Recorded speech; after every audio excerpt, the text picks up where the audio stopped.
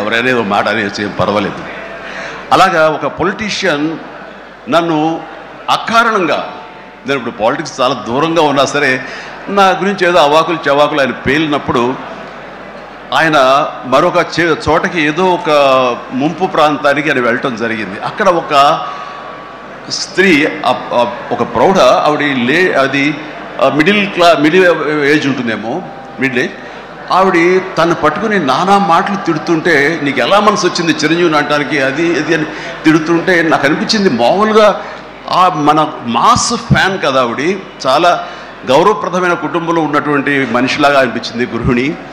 ఆవిడ ఎందుకు అంత ఇదిగా మాట్లాడుతుంది, ఆవిడెవరు, ఆవిడ చూస్తుంటే మామూలుగా సినిమా ఫ్యాన్ లాగానో చిరంజీవికి వీరాభిమానంగానో కాదు, ఏదో ఇంకేదో ఉందంటూ నాకు అనిపించి ఆవిడ గురించి తెలుసుకోవాలని మన ఒక జర్నలిస్ట్ సోదరు ఎవరినో పంపించి తెలుసుకోవాలంటే వాళ్ళు చేసినటువంటి ఇంటర్వ్యూలో విజువల్స్ నాకు చూపించారు.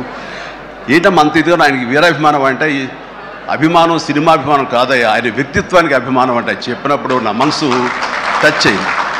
ఏంటమ్మా అంత ఇదిగా, ఏంటమ్మా ఆయన మీకు ఏమైనా సహాయం చేశాడు, ఏం చేస్తాడు, సహాయం చేయటం అయ్యా, నా బిడ్డ ప్రాణాలను కాపాడాడు అని అన్నప్పుడు, ఏ విధంగా ఏంటి అని అన్నప్పుడు, నా బిడ్డకి రాజమండ్రిలో దగ్గర ఒక పల్లెటూరుది, రాజమండ్రిలో కానీ కాకినాడలో కానీ నా బిడ్డకి ప్లేట్లెట్స్, డెంగ్యూ వచ్చేసి ప్లేట్లెట్స్ బాగా డౌన్ అయినప్పుడు వితిన్ అవర్స్ నా బిడ్డ కనుక ప్లేట్లెట్స్ సమయానికి అందకపోయి ఉంటే కనుక వాడు ఏమైపోయాడు, పాటిగా దూరం అయిపోయేవాడు. అంటే ఒక 8 ఏళ్ల బాలుని అబ్బాయిని పిలిచి పక్కన కూర్చోబెట్టుకుని ఆ తల్లి చెప్తోంది, మరి ఎవరో చెప్పారు చిరంజీవికి ఫోన్ చేయపోయావమ్మని. నేనేంటి చిరంజీవి ఫోన్ చేయటువంటి, ఎక్కడ నుంచి చేయగలను, ఆయన ఎక్కడో ఉంటాడు, ఎలా చేయాలి ఫోన్ అని తెలియని పరిస్థితుల్లో, లేదమ్మా బ్లడ్ బ్యాంక్ చేయి, వాళ్ళు ఖచ్చితంగా ఎత్తుతారు ఫోను, నీకు కాల్ సహాయం చేస్తారంటే, వాడు గంటల్లో కావాలి, అది ఎక్కడో ఉంది హైదరాబాద్లో, ఎలాగొస్తుందో అనుకున్నాను. కానీ అయినా సరే ఎక్కడో ఆశ చావక ఫోన్ చేయడం జరిగింది. ఫోన్ చేసిన తర్వాత అక్కడ స్పందించి అక్కడ సిబ్బంది వెంటనే రాజమండ్రి పరిసర ప్రాంతాల్లో ఉన్న అభిమానులు, ఆ బ్లడ్ గ్రూప్ ఎవరికైతే ఉందో అభిమానుల్ని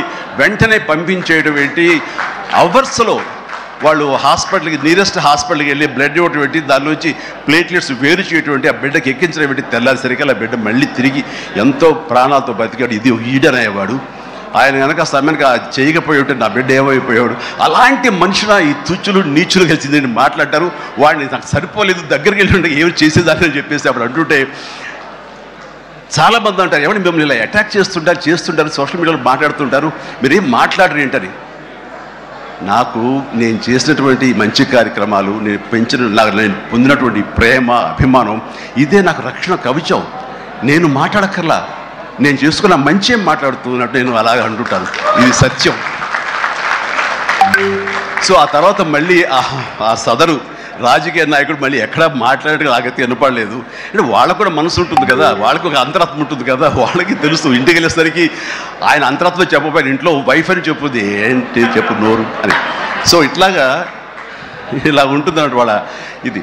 సో మనం మాట్లాడక్కర్లేదు, మనం చేసుకుంటూ వెళ్ళిపోతూ ఉంటే కనుక ఎవరైతే ఇలాంటి రాతలు కానీ చేతలు కానీ మాటలు అంటారో వాళ్ళకి అదే సమాధానం. అందుకని నేను ఎప్పుడు దేనికి స్పందించను, అవసరం నాకు లేదు. మంచి చేసుకెళ్ళిపోవటమే, ఇలా మంచి చేసేటువంటి మాలాంటి తమ్ముళ్ళకి నేను సహాయంగా నేను ఉండటమే తప్ప ఇంకోటేం కాదు. అండ్ అనుకూలమైన ఇక థ్యాంక్ యూ.